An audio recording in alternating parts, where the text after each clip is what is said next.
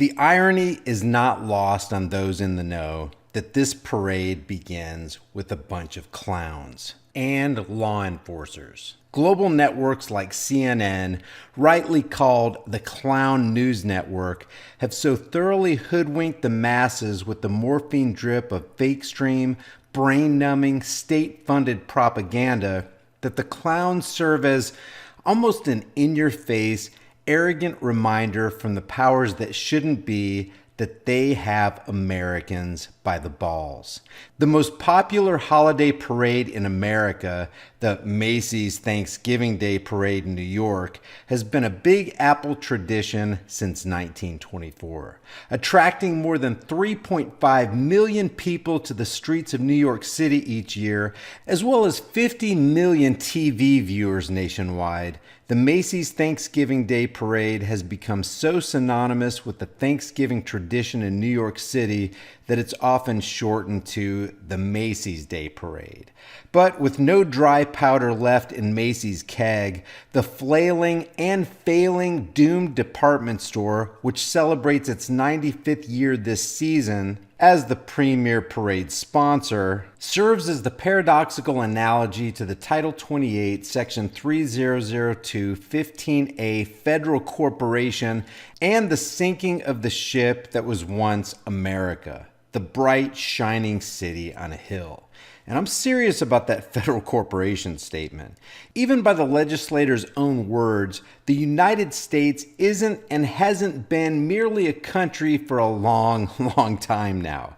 It's an internationally operated, banker cartel-controlled, profit-making money machine. And the way the controllers make their money is off the backs of the happy slaves on the American plantation. You might call them by their scientific name, Bubis Americanus. You know, those pleased as punch, lazy-minded servants of the establishment on both sides of the left versus right political aisle. The happy as can be, entitled tax cattle who mindlessly go to the voting booths every 4 years to cast their ballot for the heavy chains to be draped over them by their next political oppressor, as the Zionist international bankers use those puppet oppressors to strip those same voters of more of their wealth and more of their rights. So we're going to watch the full 2 hours of the nearly bankrupt Macy's Thanksgiving Day Parade 2019 roll down the streets of crime-infested, heavily regulated, freedom-snatching New York City in just a couple minutes as we ponder the grave and tragic irony that the once thriving but now failed giant department store chain represents. Speaking of failed department store, here's Macy's stock price action since April of 1995. The retailer, whose first store opened in 1858 on the corner of 14th Street and 6th Avenue in New York City, announced it would close 100 stores. The announcement was made in August of 2016 and represents about 15% of all Macy's department stores. The bulk of those planned closings, about 68 of them, were announced after a 2016 holiday season marked by disappointing sales. In addition to these store closings, Macy's also reportedly sold some of the floors of its retail stores, including its massive Chicago flagship store. In an email, a Macy's representative said the retailer would close 8 of those 100 stores this year. And as rosy as Macy's CEO wants to make it look for his department store, he serves as a reminder of how politicians want to make America look to Americans.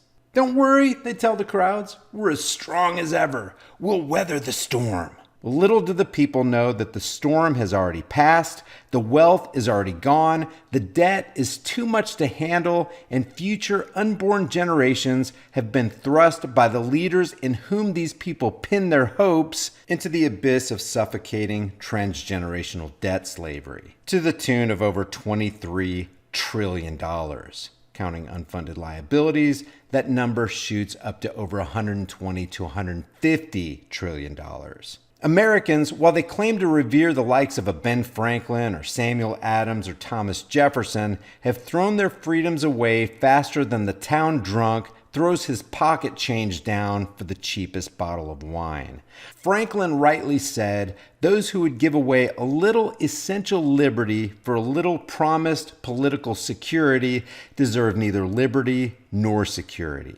The sinister puppet masters behind the curtain who orchestrate the dog and pony show know that none are more hopelessly enslaved than those who falsely believe they are free.